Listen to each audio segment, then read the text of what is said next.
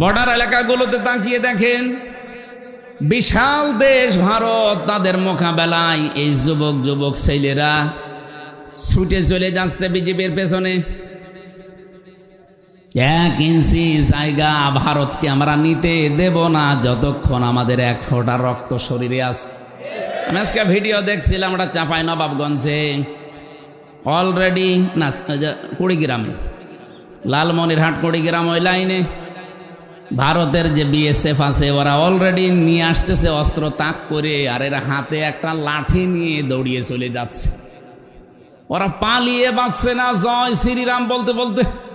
আমাদের বিশাল প্রতিবেশী দেশকে আমরা এই ছোট্ট অনুষ্ঠান থেকে যেহেতু রেকর্ড হচ্ছে বাতাসে ভেসে চলে যাবে, তাদেরকে আমরাও ভালোবাসি, চাই তারা শান্তিতে থাক, আমাদেরকেও শান্তিতে থাকতে দিক। আমাদের এই ছোট্ট ভূখণ্ডের শান্তি যদি কেউ নষ্ট করতে চান, আল্লাহর কসম আমরা তাদেরকেও শান্তিতে থাকতে দেব না। টান দেওয়ার জায়গা কিন্তু আমরা জানি, 7 সিস্টার খান খান হয়ে যাবে। আমার একটা বুদ্ধি মাথায় এসেছে, আমার মনে হয় বাংলাদেশে বিভিন্ন আওয়াজ ওঠে, এই আওয়াজটা খুব তাড়াতাড়ি তোলা দরকার যে ভারতের যে সমস্ত নাগরিকরা বাংলাদেশে ওয়ার্ক পারমিট পেয়েছে তাদের এইগুলো বন্ধ করা লাগবে।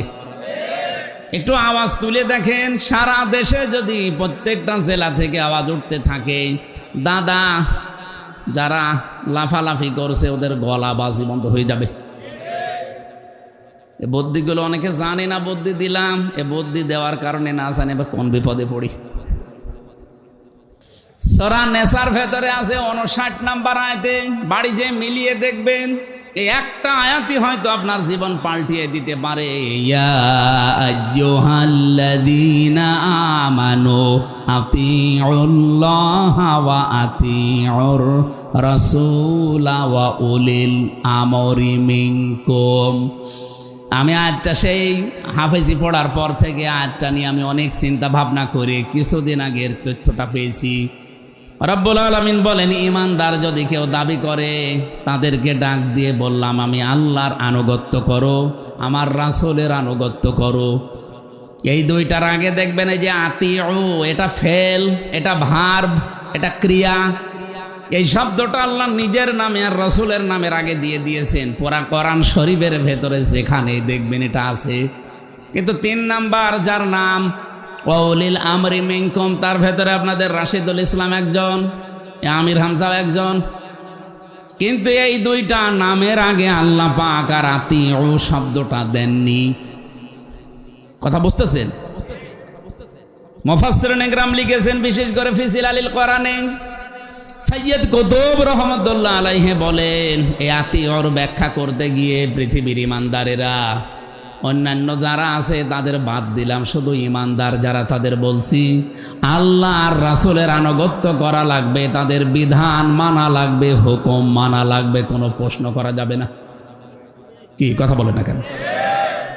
আপনার বুঝে আসুক না আসুক মানা লাগবে, কারণ ওনারা যা বিধান দিয়েছে আন্দাজে দেয়নি, চিন্তা ভাবনা করেই তারা দিয়েছে।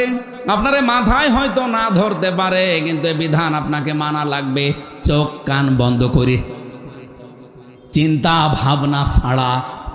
পৃথিবীতে একজন মানুষকে মানা যায়, চিন্তা ভাবনা করা যাবে না, সেটার নাম হচ্ছে মুহাম্মাদুর রাসূলুল্লাহ সাল্লাল্লাহু আলাইহি ওয়াসাল্লাম। কিন্তু এই যে আত্মীয় শব্দটা 3 নাম্বারে আর যে নেতাদের আগে আল্লাহ দেয়নি, এই কারণেই, কারণ কোন নেতাকে মানতে হলে ওটা যদি আপনার বাবাও হয় চিন্তা ভাবনা করে মানা লাগবে ও আল্লাহ রসুলকে মানে কিনা। বলেন তো বাংলাদেশে ৬৬৬৬, ৬২৩৬ যাই বলেন, কোরআন শরীফ লাগার কথা না। এই একটা আয়াতের শুধু এই শব্দটা যদি আমরা মেনে নিতে পারতাম, এই বাংলাদেশে ইসলাম বাদ দিয়ে কোনো রাজনীতি থাকার কথা না। আয়াতের পক্ষে একটা হাদিস পড়ছিলাম, আল্লাহর নবী বলেন, মানিত্তাবাআল হুদা বিগাইরিল কোরআন আদাল্লাহুল্লাহ। তিরমিজি শরীফের হাদিস। কোন মানুষ যদি কোরআন বাদ দিয়ে এমন কোন জায়গায় যায়, ও জানে যে কোরআন এখানে নেই, কিন্তু ভালো হওয়ার নিয়ত নিয়ে সেখানে গেছে। নবীজি বলেন আদাল্লাহুল্লাহ, এটা বাবে ইফআল থেকে এসেছে। যদি দল্লা শব্দ নবী দিতেন দল্লা ইয়াদিল্লু, তাহলে বাংলা অর্থ হতো আপনি নিজেই নিজেকে গোমরা বানিয়ে ফেলেছেন, নিজেই নিজেকে খারাপ বানিয়ে ফেলেছেন। কিন্তু আদাল্লা শব্দটা বাবে ইফআল থেকে আসার কারণে এর বাংলা অর্থ দাঁড়াবে আপনি হয়তো ভালো হওয়ার নিয়তে কোনো জায়গায় গিয়েছিলেন, কিন্তু কোরআনের নিয়ম নীতি কর্মসূচি সেখানে ছিল না। এই জন্য আল্লাহ নিজে দায়িত্ব নিয়ে আপনাকে গোমরা বানিয়ে দেবে। এই হাদিসটা কত বাস্তব বাংলাদেশে আপনি বলেন তো? যেই দরবারে এই দেশে কোরআন পাবেন না, 48,000-এর উপরে এখন এই দেশে দরবার আছে পীরের। আমি আপনাকে নিষেধ করছি না যেতে ভালো হতে চান, কিন্তু কোরআন যেখানে নেই, কোরআনের নিয়ম নীতি নেই, ওখানে যদি আপনি ভালো হওয়ার নিয়তেও যান আপনাকে খারাপ বানাবে কে? আরো জোরে বলেন। তাহলে আজকে থেকে আর যাওয়া যাবে যেই দরবারে কোরআন নেই ওখানে? ভালো হওয়ার নিয়তেও যাওয়া যাবে? বলেন বলেন। কারণ ওখানে গেলে আমাকে খারাপ বানিয়ে দেবে কে?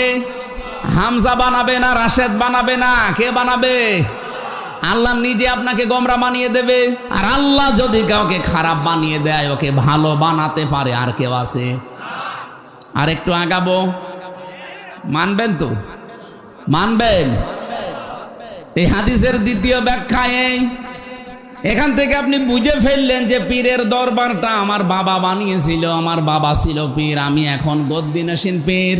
কিন্তু আমার এই দরবারে যদি কোরআন না থাকে, কোরআন কায়েমের কোনো আন্দোলনের কথা নেই, কর্মসূচি নেই, তাহলে এখানে যারা আসবে তাদেরই খারাপ বানিয়ে দেবে স্বয়ং আল্লাহ। বাংলাদেশের 73টার উপরে এখন দল চলছে মনে করেন, 49টা শুধু নিবন্ধিত। যেই দলের কর্মসূচিতে কোরআন নেই, কোরআনের নিয়ম নীতি চলে না, ওই দলের প্রতিষ্ঠাতা যদি আমার বাবাও হয় ওই দলে আমি নেই। ওখানে থাকলে আমাকে খারাপ বানাবে কে?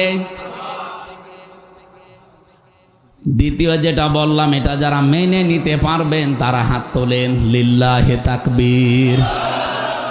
এই দেখেন তো হাত তোলেনি কে? না, অনেকে হাত তোলেনি, কারণ ও বুঝে ফেলিস। হ্যাঁ ঠিক আছে, আলহামদুলিল্লাহ। আমার মনে হচ্ছে ওয়াজ হয়ে গেছে। এই আয়াতের এই আতিয় শব্দটা আর হাদিসের এই আদাল্লাহুল্লাহ শব্দটা যদি আমরা মেনে নিতে পারি, আল্লাহর কসম আর ওয়াজ করার দরকার নেই। কারণ এই দেশে কোরআন যেখানে নেই ওখানে আমি জেনে শুনে জীবনেও যাব না। ওখানে গেলেই খারাপ বানিয়ে দেবে হামজা কে? আরো জোরে বলেন। আল্লাহ রসুলকে মানা লাগবে অন্ধভাবে, কোনো চিন্তা ভাবনা করা যাবে না। কিন্তু আল্লাহ রসুলের পরে যারাই নেতৃত্ব দেবে সে যেই হোক না কেন, বিশ্বাস করেন তাকে জীবনেও আন্দাজে মানা যাবে না, সে আমার বাবা হলেও। খলিফাতুল মুসলিমিন হযরত ওমর রাদিয়াল্লাহু তাআলা আনহু একটা চিঠি পাঠিয়েছিলেন। হযরতে সাদ ইবনে আব্দুল্লাহ রাদিয়াল্লাহু তাআলা আনহুর বিয়ের খেজুর বিতরণ করা হয়ে গেছে, বিবাহের অলিমা চলছে। কাছে দেশে চিঠিটা দেওয়ার পরে উনি পড়লেন, ওখানে লেখা ছিল, আমি ওমর বলছে খলিফাতুল মুসলিমিন, এই মুহূর্তে তোমাকে জিহাদের ময়দানে যাওয়া লাগবে, তোমাকে সেনাপতির দায়িত্ব নিয়ে পাঠাবো, তাড়াতাড়ি যেখানে আসো চলে আসো। উনি চিঠিটা মুরব্বীদের সামনে শোনালেন যে এই যে চিঠি পাঠিয়েছে হযরত ওমর, আমি এই মুহূর্তে চলে যেতে চাই। মুরব্বী যারা আছে গার্জিয়ান বলছে আজকে কেবল বিয়ে শেষ হলো, বাসর করে তারপরে যাও। উনি বললেন না, চিঠি যিনি পাঠিয়েছে উনি সাধারণ মানুষ না, আল্লাহ রসুলের পরে উনি যেহেতু আল্লাহ রসুলকে মেনে চলে, এই জন্য ওমরকেও মানা এখন আমার জন্য ফরজ। ও বাংলার মানুষের, আপনাদেরকে আমি আহ্বান জানিয়ে গেলাম, বিবেকটা কাজে লাগিয়ে আল্লাহ রসুলের পরে দুনিয়াতে যারা তাদেরকে মেনে চলে আপনারা তাদের পেছনে থাকবেন, সরাসরি জান্নাতে যেতে পারবেন না। আমার মনে হচ্ছে ক্লাস নেওয়া এখন আর সম্ভব না। আপনারা ওঠাউঠি করছেন আর বৃষ্টি কখন লেগে যাচ্ছে বলা যায় না। আমাদের প্রধান অতিথি এসেছে, উনি একটু সালাম দিক, এরপর একটা মোনাজাত করে দিই। আল্লাহুম্মা আমিন। রব্বানা আতিনা ফিদ দুনিয়া হাসানা ওয়া ফিল আখিরাতি হাসানা ওয়া কিনা আযাবান নার। রব্বুল আলামিন, যতটুকু শুনেছি এতটুকুর উপরে তুমি বরকত দান করো। এগুলো জীবনে তুমি প্র্যাকটিক্যাল লাইফে মেনে চলার তৌফিক দাও। এত সুন্দর করে আয়োজন করেছে কোরআন শোনার জন্য শেরপুর সদরের মানুষগুলো। হযরতে ওমরের মতো এদেরকে হেদায়েত নসিব করো। কখন বৃষ্টি লেগে যায় আমরা জানি না, তাড়াতাড়ি যতটুকুই শেষ করলাম আল্লাহ তুমি মেহেরবানি করে বরকত দাও। সম্মানিতা মা বোনদেরকে তুমি খাদিজার মতো আয়েশার মতো বানিয়ে দাও। সামনে যে বিশাল দিবস আসতেছে মুসলমানদের ধর্মীয় দিবস, সবচাইতে বড় আনন্দের দিবস যে দুইটা, তার ভেতরে ঈদুল আজহা একটা। আল্লাহ আনন্দ থেকে হযরত ইব্রাহিম আর ইসমাইলের ভূমিকা পালন করার তৌফিক আমাদের দান করো আল্লাহ। সম্মানিত সভাপতি সাইফুল ইসলাম ভাইকে কবুল করো। আজকের মাহফিলের প্রধান অতিথি তোমার এক যুবক বান্দা, এই আসনের দায়িত্ব যার মাথার উপরে দিয়েছো হাফেজ রাশিদুল ইসলাম। আল্লাহ সততার সাথে ইখলাস নিয়ে দায়িত্বটা পালন করা সহজ করে দাও। এ মাহফিলে যত আলোচক আলোচনা করেছে, ডাক্তার সাহেব সহ, মাস্টার সাহেব সহ, মাওলানা মুফতি হাফিজুর রহমান সহ যত আলোচক কথা বলেছে, এদের কথাগুলো মেনে চলার তৌফিক দাও। এলাকায় মাটির নিচে যত মানুষ ঘুমিয়ে আছে, কোরআনের ইজ্জতে মাফ করে দাও।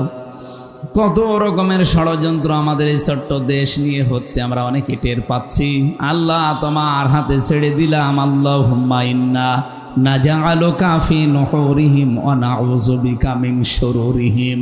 হাসবুনাল্লাহু ওয়া নি'মাল ওয়াকিল, নি'মাল মাওলা ওয়া নি'মান নাসির। এই শেরপুর জেলায় আসলে মনে পড়ে শহীদ কামরুজ্জামানের কথা। আল্লাহ তোমার এই বান্দাকে শাহাদাতের সর্বোচ্চ মাকাম দান করো, জান্নাতুল ফেরদাউসের মেহমান বানিয়ে নাও। তাদের পথ অনুসরণ করে মানবতার সেবা করার তৌফিক আমাদের দান করো আল্লাহ। কত মানুষ কত আশা আকাঙ্ক্ষা নিয়ে এসেছিল, আরো আগে উঠতে পারলে আমরা ভালো করতাম, কিছু কথা শোনাতে পারতাম। কখন বৃষ্টি লেগে যায়, অন্ধকার হয়ে আসছে, আল্লাহ শেষ করে দিয়েছি। আমাদেরকে তুমি কবুল করো, জীবনের শেষ কথা যেন বলতে পারি লা ইলাহা ইল্লাল্লাহু মুহাম্মাদুর রাসূলুল্লাহ। এই অন্ধকার হয়ে আসছে, যান চলে যান।